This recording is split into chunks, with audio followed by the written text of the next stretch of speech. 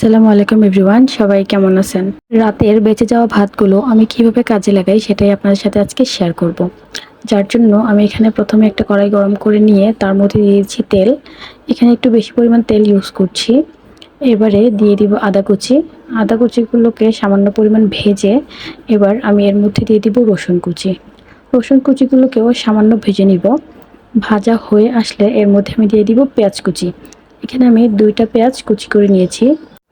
সকালে ভাত ভাজি কম বেশি সবাই অনেক পছন্দ করে।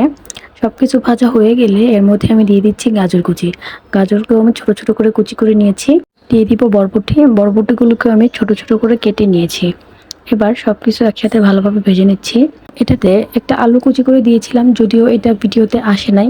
এবার সবকিছু একটু ভালোভাবে সিদ্ধ করে নিব। ভাজা হয়ে গেলে এরপরে আমি এর মধ্যে দিয়ে দিব রাতের বেঁচে যাওয়া ভাতগুলো। সবগুলো ভাত আমি দিয়ে দিচ্ছি। দিয়ে দিব 1/2 চামচ পরিমাণ হলুদের গুঁড়ো। এবার দিয়ে দিব 1 চামচের মতো সয়া সস। সয়া সসটা দিয়ে নিয়ে তার মধ্যে আমি দিয়ে দিব 1 চামচের মতো টমেটো সস। এবার এর মধ্যে আমি দিয়ে দিব কয়েকটা কাঁচামরিচ। দিয়ে দিয়েছি পরিমাণ মতো লবণ। দিয়ে দিচ্ছি একটা ম্যাগি মশলার প্যাকেট। এবার সবকিছু আবারও নেড়ে ভালোভাবে মিশিয়ে নিব।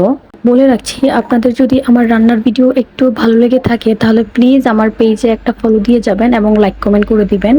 দিয়ে দিচ্ছি সামান্য পরিমাণ গোলমরিচের গুঁড়ো। এবার আবারও সবকিছু মিশিয়ে নিচ্ছি। এইভাবে ভাত ভাজি করলে আপনার সকালবেলার নাস্তায় সবজি ভাত সবকিছু একসাথেই খাওয়া হয়ে যাবে। বলে রাখছি, যারা এখনো এইভাবে ভাত ভাজি ট্রাই করেন নাই, ট্রাই করে দেখতে পারেন। আশা করছি সবারই ভালো লাগবে। ভাত ভাজিটা ভালোভাবে হয়ে গেছে। দেখুন কালারটা সুন্দর আসছে মাশাআল্লাহ। এবার আমি একটা ডিম ভেজে নিব। যাদের বাচ্চারা সবজি খায় না তাদের জন্য এটা অনেক ভালো একটা খাবার। সবজি ভাত ডিম সবই একসাথে খাওয়া হয়ে যাবে।